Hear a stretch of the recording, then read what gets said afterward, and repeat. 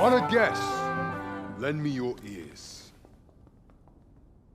Long has our Fevremont suffered, without a true monarch to guide her and her people. Decades have passed since last His Majesty Erland sat atop the Draken throne.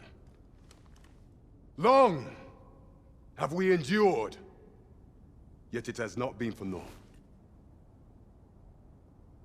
At last, the bell has tolled on the age of the console.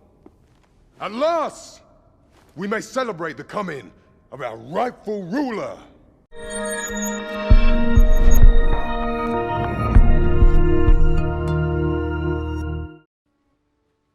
Dragon's Dogma 2 is not a game that will meet you halfway, and I feel that needs to be made clear as early as possible, particularly for the newcomers. This is not an open world like Ubisoft makes. There are no icons and objective lists to tick off. It's arguably less forgiving than the Lands Between, often tougher to navigate than Skyrim's harshest climes. It's a world where being unprepared is lethal and decisions you make are permanent.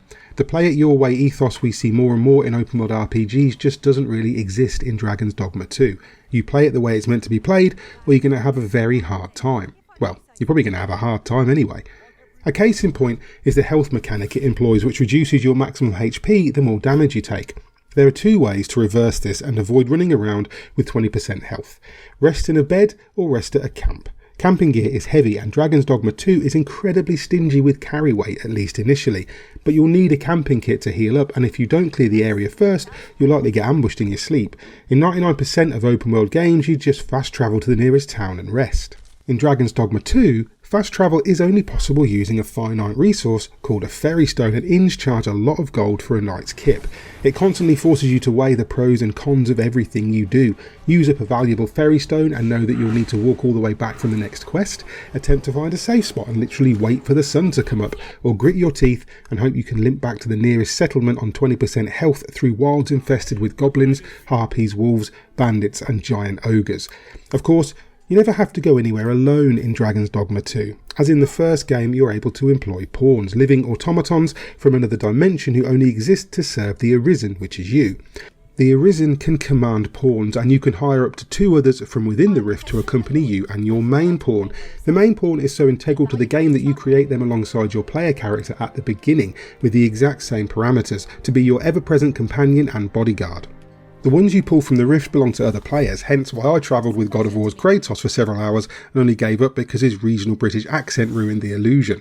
Obviously, the smart money is on assembling a group of pawns that complements one another. I selected the Thief class as my vocation, one of the new classes alongside Archer that was extrapolated from the first game's Strider class. My main pawn was a fighter who I later changed to a mage, and I generally took 2 of the pawns to fill up ranged, caster or tank spots as required. You can change vocations for you or your pawn by finding the vocation guilds or visiting an inn. You'll unlock more at certain points in the campaign. I'm glad this is a thing too, as Dragon's Dogma 2 only allows you 1 save per playthrough. You can't save scum decisions or have multiple characters at once. Hell, you can't even delete the save without going into your console or PC settings. It's initially bewildering, archaic and frustrating until you remember point number 1 of this review. You play Dragon's Dogma on its terms or not at all. There are quality of life elements elsewhere though. For example, upgrading your gear can be done by taking items directly from your storage box, which is accessible from most inns or properties you own. No need to lug everything around with you. That said, other decisions are simply baffling. For example, you can rest or doze to pass the time of day, but there's no in-game clock to know whether it's morning or evening, pre-dawn or dusk. A lot of requests require you to be somewhere at a certain time, so this is just annoying more than anything.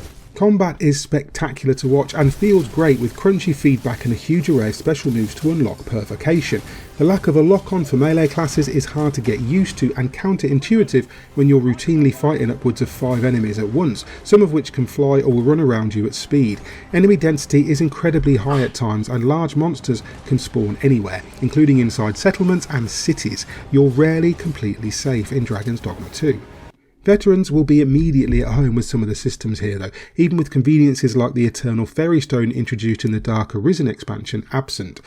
Combining ingredients to make potions and brews is very similar. In fact, the broad strokes here will make this game very familiar to returning players. Newcomers may find some of the more complex elements downright unfriendly, but Dragon's Dogma 2 simply requires that you adapt your approach, and that's not necessarily a bad thing. Its structure is unique among open world RPGs, for better or worse.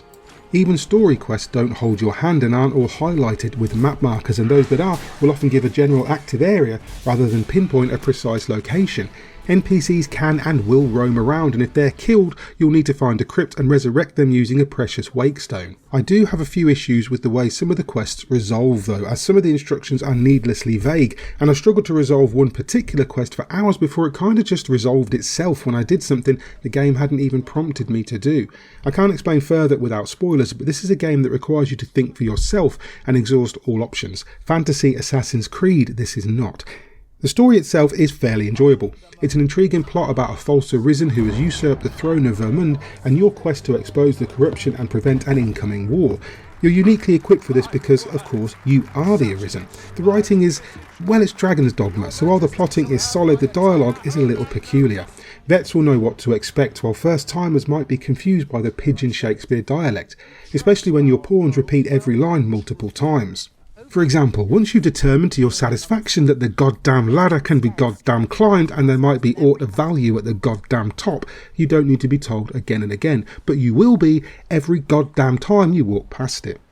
Despite its annoyances though, Dragon's Dogma 2 presents a world that is almost entirely uncompromising. As with titles like Breath of the Wild or even Monster Hunter, Dogma's world demands preparedness and patience when setting out to explore its deepest corners. Bring food and provisions, but travel light and travel fast. Vermund and Batal are realms filled with things to find, treasure chests in foreboding caves, tiny hamlets in the shadow of towering cliffs, roaming beasts the size of cottages, wandering pawns and citizens in need of rescue ensure that a trip anywhere is never uneventful. There are small touches that make a huge difference, such as high-fiving a pawn after a fight, or the cooking animation at camp that shows real meat sizzling in a real pan, or the fact that disguises work in certain areas and the game never directly tells you that. Crucially, this is a world that feels like it could exist just fine without your presence, which the best open worlds manage effortlessly. It also runs fairly smoothly on PlayStation 5 with very few glitches, though it does suffer a few frame drops in the city. It's not as smooth as most games employing the RE engine, but it is the biggest yet in terms of its world. Some of the scenery is gorgeous too, with Batal offering an aesthetic we haven't really seen in this world before. Once or twice I've taken 5 minutes beside a waterfall or on a cliff edge to play with the photo mode or just drink in the vista. The animations are smooth enough and the character models work well enough, but the star is the world itself. It looks and feels like a real world, not just a game world, and if that means a 20-minute walk through a goblin camp to find a river crossing, well then that's what it means. This sequel is exactly what veterans will be expecting, as double-edged as that may be. It can be incredibly stubborn, annoyingly obtuse, and occasionally downright awkward, but it's also huge and beautiful, filled with adventure, danger, and wonder. And if you're willing to immerse yourself in its systems and bend yourself to its will from time to time, there's simply no other action RPG experience like it. And for that reason, I'm going to score Dragon's Dogma 2 a 9 out of 10.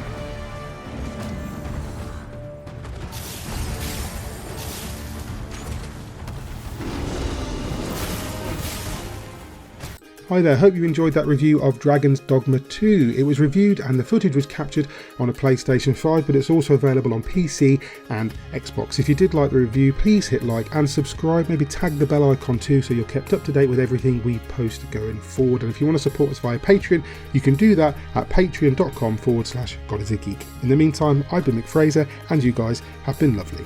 Bye.